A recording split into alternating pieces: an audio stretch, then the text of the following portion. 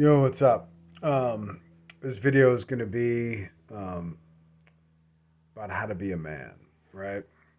There's a lot of just goofball nonsense out there. Like it's unreal. Like sometimes like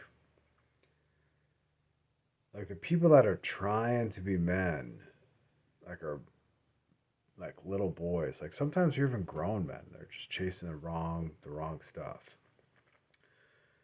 And I hope you listen to me and not some of these other goofs. I'm telling you, I've been there, done that. Like all that stuff of like how to be a man. Like yo, get girls, get a physique, do this, do that, go out, be charming. Like all that nonsense. Like it's it's rubbish. It's all rubbish.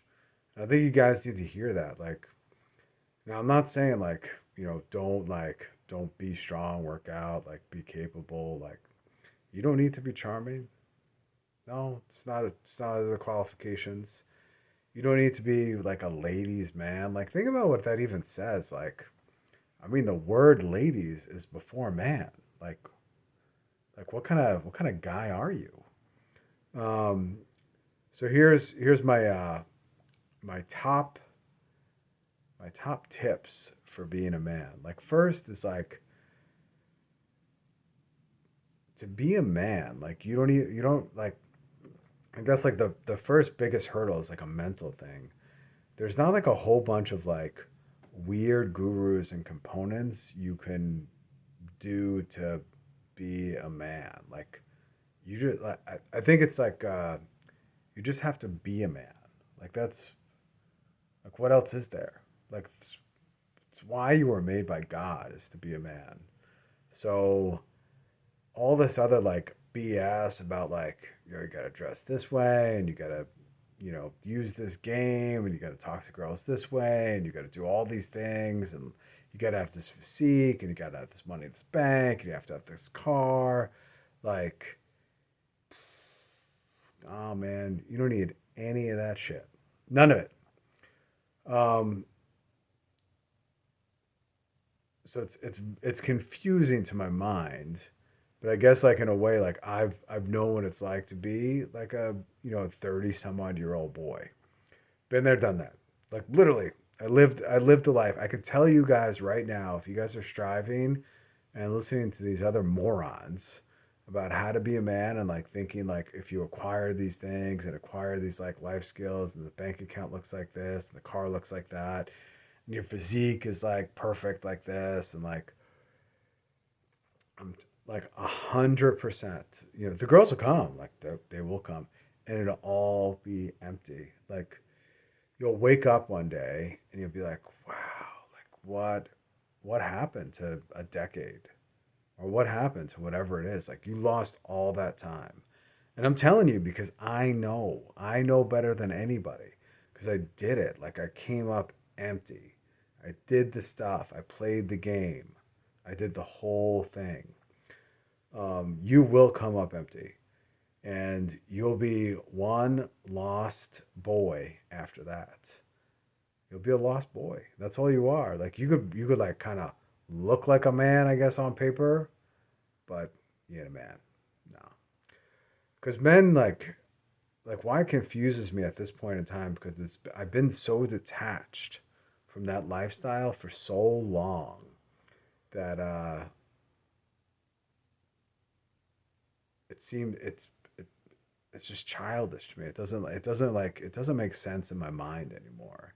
Like none of that stuff the stuff that I did doesn't make sense in my mind. Like I mean I've thought about it, like I know why I did it. Um and a lot of that's just so you guys know, you're following these guys, they're all insecure. And one thing to be a man is to be secure. Like be secure in like who you are. That doesn't mean like be secure in your faults or your vices. It means be secure in who you are. To be a man too, the second thing is have control of your emotions. That means even the emotion of anger, even the emotion of vengefulness. For you guys, especially the emotion of lust and impurity.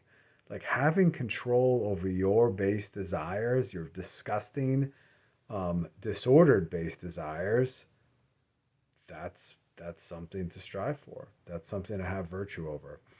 What gives you that, as the third point, is God, right? So you need to submit to something greater than yourself. And to do that, you got to kind of like, in a way, turn your life over to the will of God. And that's an uncomfortable thing for a lot of dudes to do. And maybe some of you guys are listening to this and you're atheists, you're, well, I don't even know, like, I don't even know what the word is. Like, I believe in the universe or some junk. It's, first of all, that does, like, it's not even logical. I believe in the universe. I'm an atheist. Like, first mover principle, like, this, it's definitely something. Um, so, is three, you got to submit to something. So, you got to submit to God. You got to work through your vices. You got to get all those things under check, and you just have to be a man, like fully, or at least start the process of being like very very comfortable with yourself and under self control. That means self control, even in like very very hard situations where your body's like telling you to react in such a way, but you got to control that, right? So I'll tell you a story. So there was a situation where somebody, a man, a boy, we'll say a boy. That's because that's what it is. This guy was a full grown boy. A boy, whatever, probably 40 something years old. He insulted my wife. I was like, all right. So I heard about it, and I went and I confronted this guy. He shook. Fear overcame his entire body. And I told him to never, ever speak to my wife or any other woman that way. Fear started shaking over his body. He became very, very, very afraid. So afraid that he shook, used some language. And I, whatever. I kept it together because in those situations, especially when you're more powerful than somebody else, and just mentally and physically, you want to be able to have that control over yourself. Because what a boy would do, he'd shake like that. But how a boy would react, how if I was a boy, how I would react if I was like 32 or something or in my 20s, I would have reacted in an extremely violent way, like very very violent and very very quick, without kind of assessing the situation and understanding it for what it was.